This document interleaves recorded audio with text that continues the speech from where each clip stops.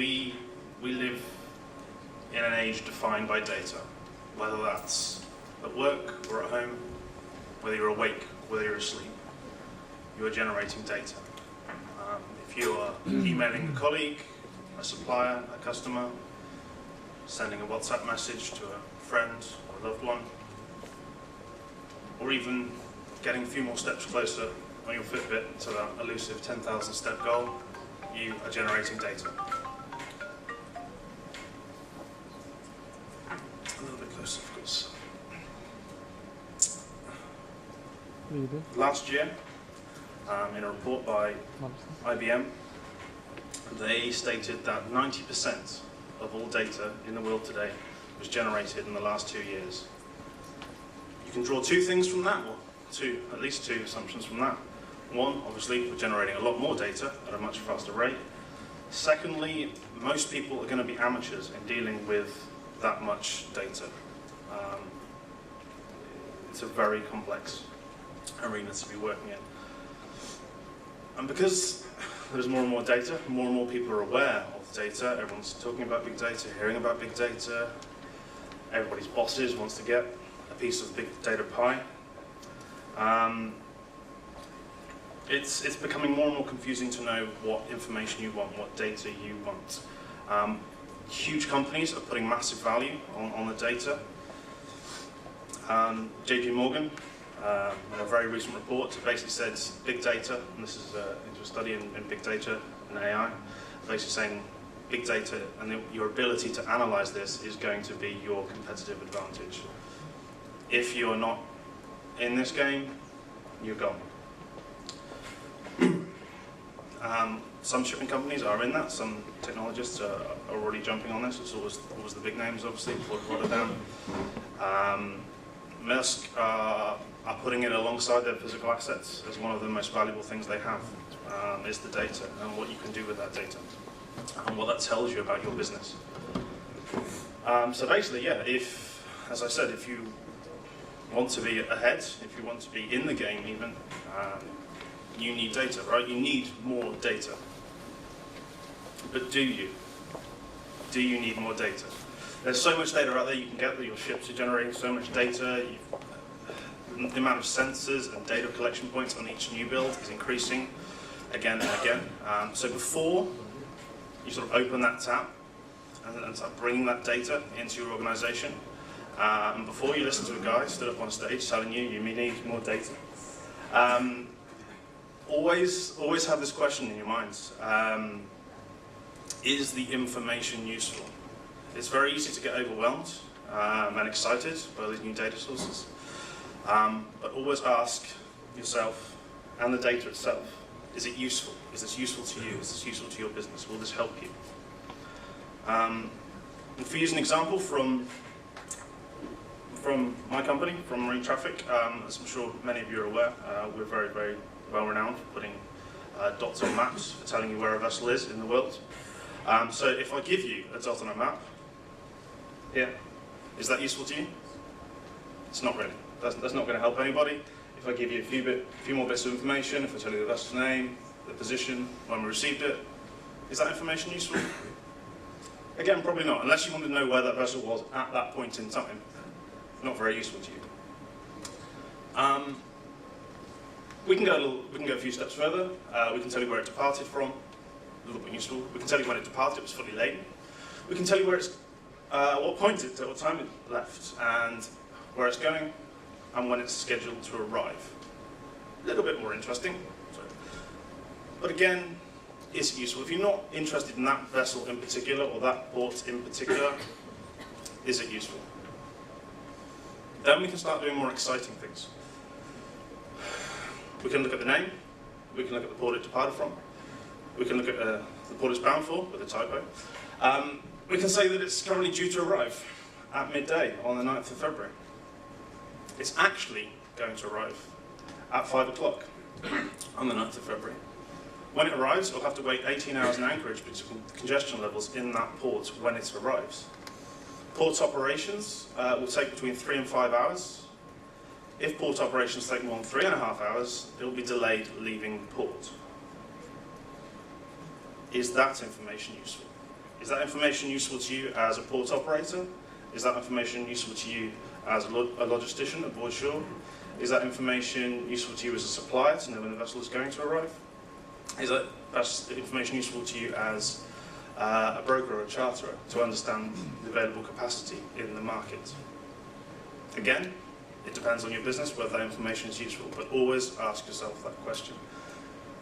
And the way you get to this information is to get to this level of detail, is to understand the maritime ecosystem as a whole. Not just one ship operation on its own, but looking at everything as an ecosystem.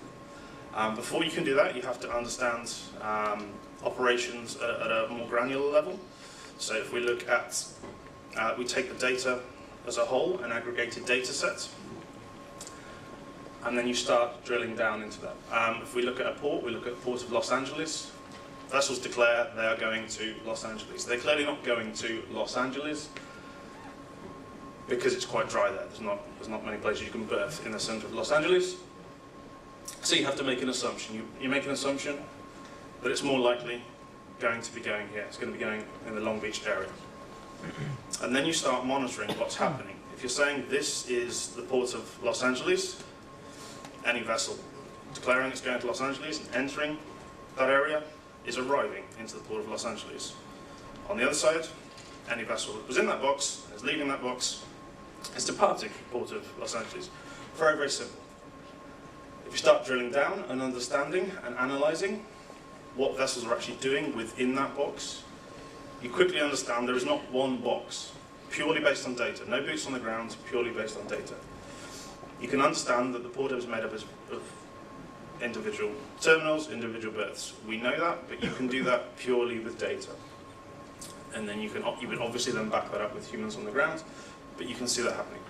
Beyond that, you can also see that how the vessels operate in different areas, they're doing different things. You can identify an anchorage, you can identify offshore terminals. Again, based on what the vessel is transmitting, what the vessel is telling you, how the vessel is behaving.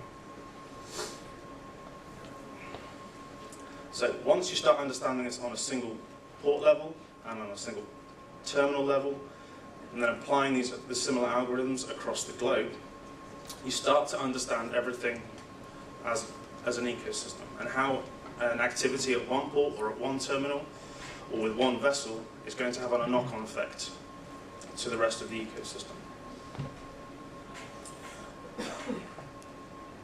So you can also understand with vessel activity in a port, which vessels are due to a port, which vessels are in port, the current speed of turnaround in port.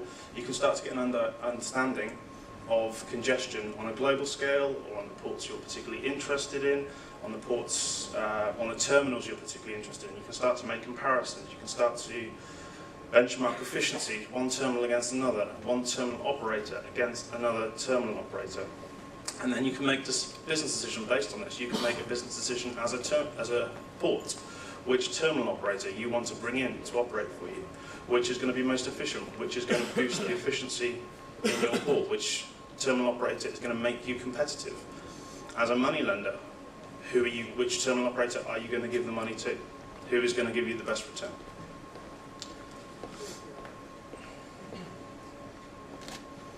And then we start looking at vessel activity as a global ecosystem.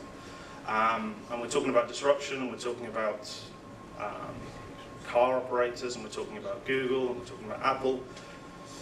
There is no foreseeable reason why Google Maps on your phone and the technology underlying Google Maps on your phone, when you're planning to get here, as I did, planning to get here this morning, Google told me last night that it would take 20 minutes from where I was based in Athens. I thought that's optimistic. I'll double that. I fired up TaxiBeat this morning to come in. It said it would take me, I think, 28 minutes. Again, a different value. And then I got in the cab, and it took far, far longer. That's where the human element comes in, because we had the data. Google had the data, TaxiBeat had the data. The driver had different data. The driver could tell me that the Israeli Prime Minister was in town today, and that's why the traffic was terrible.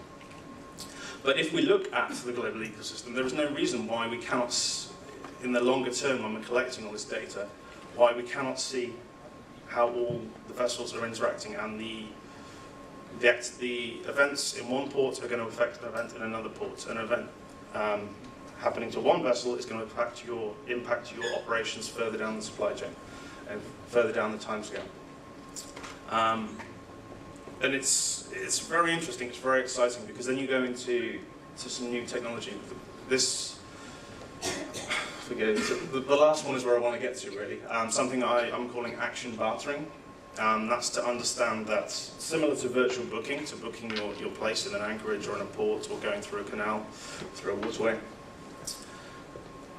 you can do the same with single actions, and that relates to an interaction between the manual and autonomous ship. You can understand that by slowing down, that's going to save you money. But you can also understand that by speeding up, that's going to save somebody else money, or that's going to mean somebody else is incurring fewer fines for environmental penalties. And you can generate an economy out of this. You can trade off.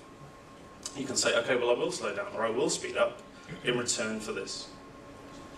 And that's where I think it's going to go. We're going to generate an economy out of things like that.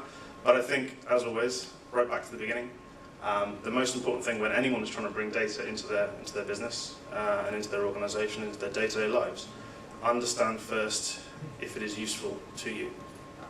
Okay, thank you.